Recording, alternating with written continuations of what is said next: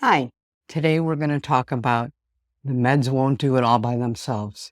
You need to eat nutritious. I'm going to talk about do's and don'ts on the GLP-1 medication, what will help you lose weight quicker, and what mistakes people make.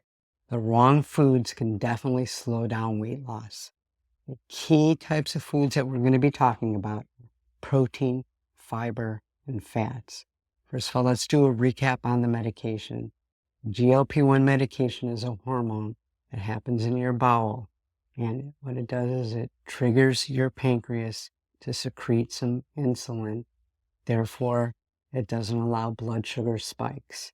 It also slows down the digestion and the emptying of your stomach so that you feel full faster and for longer. So let's talk about proteins. They keep you full faster and for longer periods of time. Now, protein also prevents muscle breakdown. With any quick weight loss, you sometimes do tend to lose some muscle.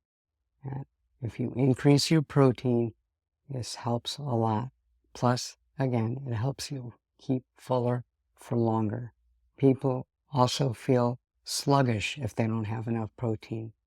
The average person should shoot somewhere between 80 to 100 grams of protein a day, depending on your size and your activity and how quickly you want to lose the weight and how muscular and how much exercises you're doing. The more exercise you're doing, the more you need the protein.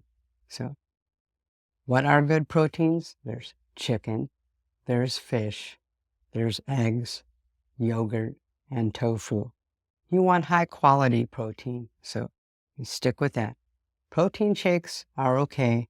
I tend to have them every day only because I'm not a breakfast person, but they are considered a processed food. For me, it's really the only option since I really can't just do breakfast. Protein shakes come in very handy, especially right around shot day or the day after when you can't seem to eat enough and get enough protein.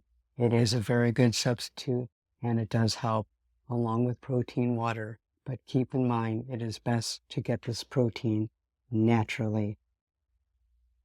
Fiber. Fiber also helps with bowel and bowel movements. And we all know that constipation is a typical side effect from the GLP-1 medication. And fiber will definitely help with that. What are good fibers? Leafy vegetables, fruit, seeds. Now, keep in mind that the fiber helps regulate your blood sugar, it helps with your cholesterol, and it also helps slow down your digestion. So natural is always better, but in a pinch, supplements will do. Now, magnesium helps with constipation. I take it nightly. It also helps with relaxation, but check with your physician. I am not a physician. I will always put you back to your physician or healthcare provider, but occasionally magnesium does have a conflict with certain medications and certain health issues. So always check with your healthcare provider to make sure that it is okay to take the magnesium. Now, fats help you keep full longer also, and they help with your hormones. And remember, GLP-1 is considered a hormone. So good types of fats are avocados, nuts, seeds, olive oil, fatty fish like salmon and swordfish. You want to avoid processed fat. Now, if you're going to have butter, you should always try to get grass-fed because although it still has fat, it has a lot less saturated fat than regular butter. So I always tend to get grass-fed butter. I also try to get grass-fed beef for the same reason. It is a little bit less fatty. Now, what are some of the mistakes people make? Biggest mistake is people eat too little. And when you eat too little, your body goes into starvation mode. What is starvation mode? Starvation mode is when you're not putting in enough calories for your activities and your body's like, whoa, I better hang on to this fat because I don't know when I'm going to get any more nutrition. And therefore, you may not lose the weight and you may plateau. And occasionally, instead of breaking down the fat, it will break down your protein, which you do not want it to break down your muscle and your protein in the muscle. That happens sometimes when you're in starvation mode. You always want to shoot for the average person, around 1,200 calories. Now, I know with GLP-1 medication, people don't like to count calories. I don't count calories, but when things don't seem to be working right or you're at a plateau, you have to be mindful of what you're putting in and what you're putting out, because that's basically how you lose weight and lose fat. You want to stay away from the saturated fats also. You want to avoid ultra-processed food. Americans eat way too much processed food. It slows down fat, and you definitely want to avoid frozen dinners or TV dinners and stuff like that, because you will lose weight a lot slower if you do eat this kind of food. You want to avoid lunch meats too, because they're considered ultra-processed food. Natural is always better, rather than going to the deli and buying sliced turkey or sliced chicken. Make some yourself and slice it up. That works just as well, and it doesn't have all the preservatives and all the added junk that they put into the food. You also want to avoid greasy food.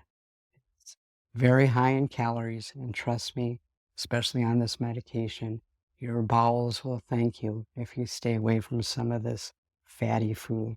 And remember, if you really feel like something fried, air fryer is your best friend. I use my air fryer almost daily. I bake in it. I air fry foods. I don't need the grease. I don't need the extra fat. And it's just as tasty. You also want to avoid soda.